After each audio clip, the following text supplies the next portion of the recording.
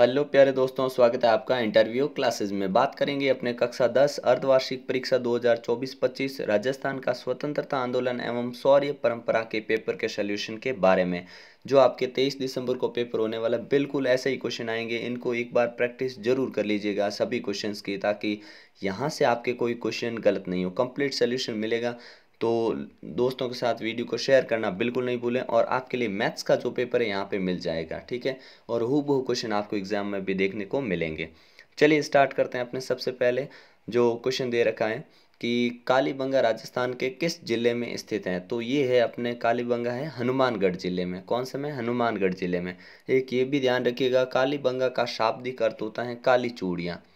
काली चूड़ियाँ, ठीक है ना, ये ध्यान रखिएगा। कालीबंगा यानी काली चूड़ियाँ, ठीक है। अगला क्वेश्चन देखते हैं अपने। राजपूतों की अग्निकुंड से उत्पत्ति का सिद्धांत किसने दिया था, तो ये दिया था चंद्रबरदाई ने। किसने बोला? चंद्रबरदाई ने बोला कि राजपूत जो है अग्निकुंड से उत्पन्न हुए हैं। और ये इनका चंद्रबरदाई का एक ग्रंथ का नाम ध्यान रखिएगा, पृथ्वीराज रासो। पृथ्वीराज रासो, ठीक है। किसने लिखा, तो ये भी आपसे पूछ सकते हैं। अगला क्वेश्चन देखते हैं। नेक्स्ट है अपने, पृथ्वीराज तृतीय ने किस वर्ष महोबा के चंदेल शासक को पराजित किया था, तो किस समय हराया था इसको, तो ये हराया था 1182 एडी में, ठीक है। एडी का पूरा नाम अन्नो डोमिनी होता है, ठीक है ना। अगला है, निम्नलिखित में से कौन पंच पीरों में शामिल नहीं है, तो पंच पीरों के नाम ध्यान रखने हैं आपको, ठीक है ना। इनमें से शामिल कौन नहीं है, तो तेजाजी शामिल नहीं है, ठीक है ना। Which of the following is not included in the Panchpir, तो तेजाजी उसमें शामिल नहीं है। अच्छा, याद क्या रखना है, तो आपको याद रखना है, जैसे पंचपीर कौन है, तो गोपाराम, गोपाराम है, ठीक है ना। पंचपीर कौन है? गोपाराम है। अब गो से हो जाएगा अपने गोगा जी, ठीक है ना। पा से हो जाएगा पाबू जी, ठीक है ना। रा से होगा रामदेव जी, ठीक है। म से हो जाएगा अपने, यहाँ लिख देता हूँ, मंगलिया मेहा जी,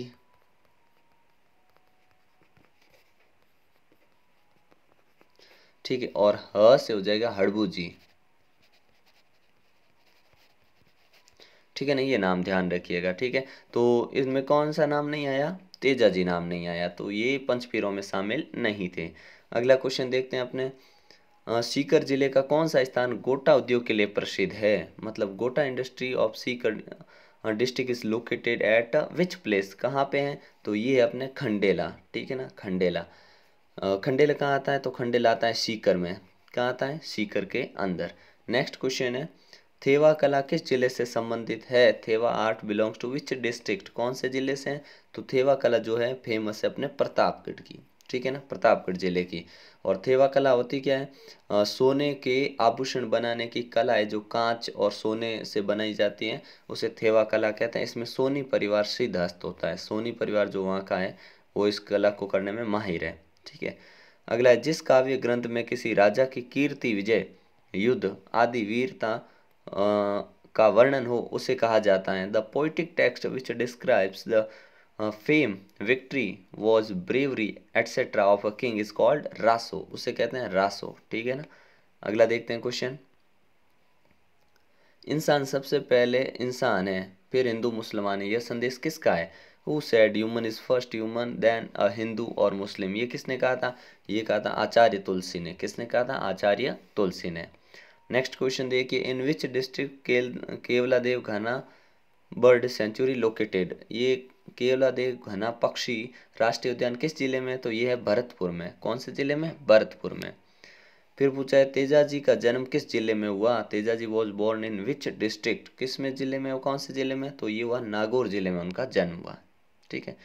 नेक्स्ट क्वेश्चन है अपना, नागौर जिले में भी गांव पूछ ले तो खरनाल, ठीक है ना। जमुनादास, यहाँ कॉमा होना चाहिए था। छोटेलाल, बक्साराम, नंदलाल चित्रकार जो थे, ये जो चित्रकार थे किस चित्र शैली से संबंधित थे, तो ये संबंधित थे सभी अलवर शैली से, ठीक है ना। अलवर शैली से ये सभी संबंधित थे। फिर आते हैं अपने लिए फिल इन द ब्लैंक्स, रिक्त स्थान वाले क्वेश्चन। रणकपुर जैन मंदिर डैश नदी के किनारे हैं, तो ये कौन सी नदी के किनारे? ये मथाई नदी के किनारे, मथाई नदी, ठीक है ना, ये ध्यान रखिएगा। और रणकपुर के जैन मंदिर है पाली में, पाली के रणकपुर के जैन मंदिर, ठीक है। राणा कुंभा के समय धरणक शाह नाम के एक सेठ ने इनका निर्माण करवाया था, और इनका जो वास्तुकार था उसका नाम था देप्पा।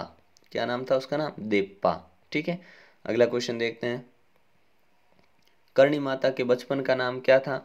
तो रिद्धुबाई, रिद्धुबाई, ठीक है ना, या रिद्धिबाई। ठीक है, बचपन का नाम ये था। ठीक है। इन्हें चूहों वाली देवी भी कहा जाता है। इनका मंदिर अपने देशनोक में है। ठीक है ना। ब्रह्मा का मंदिर स्थित है। ब्रह्मा का मंदिर कहाँ है? तो पुष्कर में, पुष्कर में। ब्रह्मा जी का मंदिर कहाँ है? ब्रह्मा मंदिर इज लोकेटेड इन पुष्कर। ठीक है। नेक्स्ट क्वेश्चन है, पक्षियों को महत्व देने वाली चित्र शैली, ऐसी कौन सी स्टाइल थी painting gives importance to birds, जिन्होंने बर्ड्स को बहुत ज़्यादा इंपॉर्टेंस दी, वो थी बूंदी। बर्ड से बूंदी याद रखो। ठीक है ना, पक्षियों से बूंदी। फिर है, सोजत प्रसिद्ध है। Sojat is famous for mehndi. किसके लिए है? मेहंदी, मेहंदी के लिए सोजत फेमस है। फिर है अपना, हर्षल माता मंदिर स्थित है। हर्षल माता का मंदिर कहाँ है? तो हर्षल माता का मंदिर है आभानेरी, दोसा में। कहाँ है? आभानेरी। और आभानेरी कहाँ है? दोसा के अंदर, दोसा। ठीक है ना। अगला क्वेश्चन देखते हैं अपने, धरती दोहरारी गीत के रचयिता कौन थे? तो धरती दोहरारी गीत जो लिखा है वो लिखा है कन्हैयालाल सेठिया ने। किसने लिखा है? Who rot? तो कन्हैयालाल सेठिया। नेक्स्ट क्वेश्चन देखते हैं, जैसलमेर के 4 महत्वपूर्ण पर्यटक स्थलों के नाम बताइए। Write down the 4 important tourist place in Jaisalmer. तो पहला हो जाएगा जैसलमेर का किला। ठीक है ना। दूसरा हो जाएगा अपने गड़ीसर झील। तीसरा हो जाएगा अपने नथमल की हवेली। चौथा हो जाएगा अपने पटवों की हवेली। ठीक है ना, ये ध्यान रखिएगा। अगला क्वेश्चन है, कन्हैयालाल सेठिया की प्रमुख 2 रचनाएं लिखिए। तो प्रमुख 2 रचनाएं पूछिए तो कन्हैयालाल सेठिया ने लिखी थी, उसमें एक ये याद रखना, लील टांस। लील टांस। गीत नहीं पूछा, नहीं तो गीत तो धरती दोहरारी था ही। ठीक है। लील टांस, वन फूल, ठीक है ना, अग्निवीणा, ऐसे कुछ इनके ग्रंथ थे, प्रमुख काव्य ग्रंथ थे। ठीक है। नेक्स्ट क्वेश्चन है, राजस्थान, सर्वप्रथम राजस्थान की भाषा के लिए राजस्थानी शब्द का प्रयोग किसने किया था? तो जो राजस्थान के लिए राजस्थान शब्द तो जेम्स टोड ने किया था। ठीक है, कर्नल जेम्स टोड। लेकिन राजस्थान वालों के लिए राजस्थानी भाषा शब्द का प्रयोग जो किया था वो किया था अब्राहम गियर्सन। अब्राहम गियर्सन ने किया था। ठीक है। अगला है, स्वांग से आप क्या समझते हैं? तो किसी भी ऐतिहासिक चरित्र का रूप धारण करना, उनकी नकल करना, उनके जैसे हूबहू दिखना क्या कहलाता है? स्वांग कहलाता है। ठीक है ना। अग्नि नृत्य किस संप्रदाय से संबंधित है? तो अग्नि नृत्य है जसनाथी संप्रदाय। जसनाथी या जसनाथ जो संप्रदाय के लोग होते हैं, जसनाथी संप्रदाय के लोग, ये अग्नि नृत्य करते हैं। अग्नि के ऊपर फतेह फतेह फतेह करते हुए चलते हैं और ये नृत्य करते हैं। ठीक है, जसनाथ जी की आराधना में। फिर अगला है अपने, होली के अवसर पर पुरुषों द्वारा गाए जाने वाले लोकगीत का नाम लिखिए। तो यहाँ पे लोकगीत जैसे फाग हो गया, ठीक है, होली पे किया जाने वाला हो गया, लंगूरिया हो गया, रशिया हो गया, ये किए जाते हैं। ठीक है, लोकगीत गाए जाते हैं। चित्तौड़ का दुर्ग किस पठार पर स्थित है? तो ये है मेषा का पठार, मेषा के पठार पे है स्थित। ठीक है। अगला है, पेच वर्क से आप क्या समझते हैं? तो कपड़े पर की जाने वाली महीन कलाकारी को पेच वर्क कहा जाता है। ठीक है ना। फिर पूछा है, मुर्की क्या है?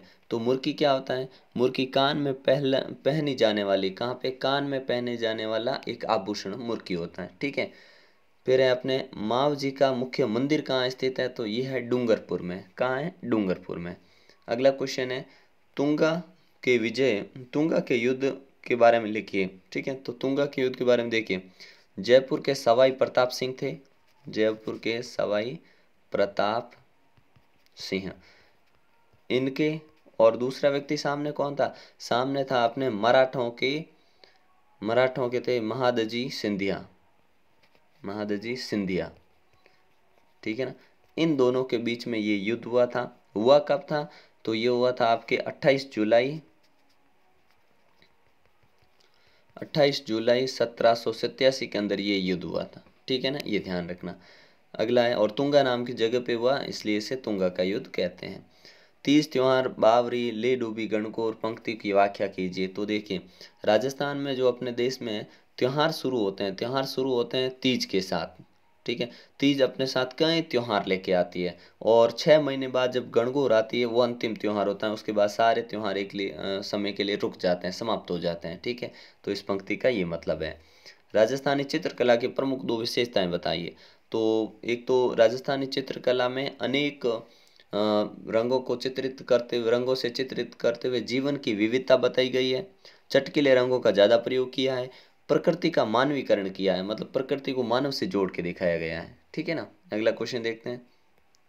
राजस्थान के लोकगीत को कितनी कोटियों में विभक्त किया है। तो यहाँ पे राजस्थान के लोकगीत को 3 कोटि में बांटा है।